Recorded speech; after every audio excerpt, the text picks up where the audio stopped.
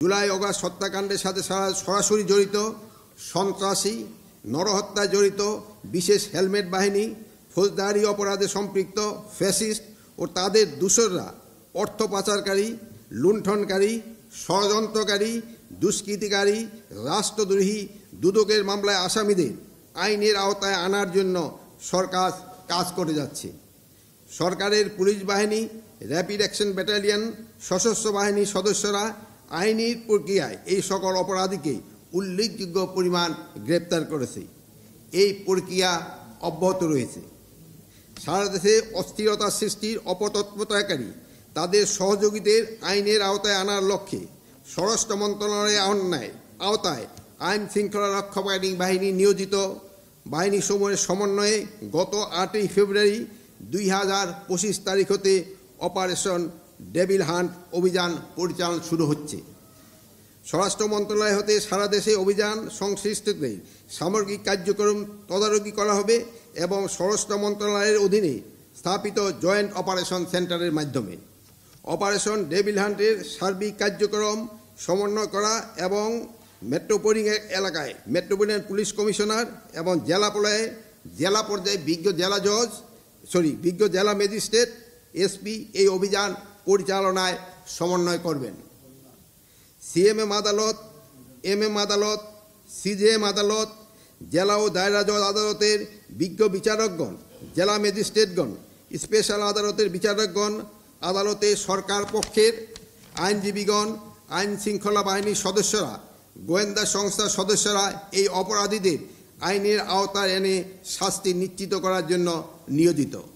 এছাড়া সরকার ঢাকা মেট্রোপলিটন এলাকায় 8 জন judicial magistrate পদায়ন করেছেন অপরাধীদের বিরুদ্ধে সামারি ট্রায়ালের জন্য। আপনারা দক্ষ এবং প্রশিক্ষিত সচেতন নাগরিক। আপনাদের দেশের জনগণ, সরকার এবং নিজ নিজ দায়িত্বের প্রতি জবাবদিহিতা, দায়বদ্ধতা এবং কমিটমেন্ট রয়েছে। সুশাসন প্রতিষ্ঠায় আপনাদের অতন্ত্র প্রহরীর ন্যায় ভূমিকা পালন করা দরকার। আমরা কোনো অপরাধীকে রাস্তায়, বাজারে, মাঠে, ময়দানে, রাজপথে দেখতে চাই না। প্রত্যেক অপরাধীকে আইনের আওতায় আনতে হবে, তাদের বিচার নিশ্চিত করতে হবে। আমি আইন শৃঙ্খলা বাহিনীকে আরও তৎপর হতে বলবো। অপারেশন ডেভিল হান্টকে আমি বলবো, no devil should be escape from law enforcing agencies. আইনজীবীদের আমি বলবো, আপনারা আদালতে দায়েরকৃত প্রতিটি মামলায় ধার্য তারিখ এই সময়ে উপস্থিত থাকুন।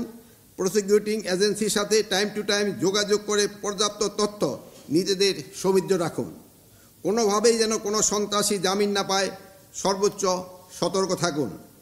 প্রয়োজনে আইজিপি টিম মামলাভিত্তিক অগ্রগতি নিয়ে পাবলিক প্রসিকিউটরের সাথে 15 দিন পর পর বসতে পারেন এবং অগ্রগতি পর্যালোচনা করতে পারেন এবং আদালতে উপস্থাপনের জন্য।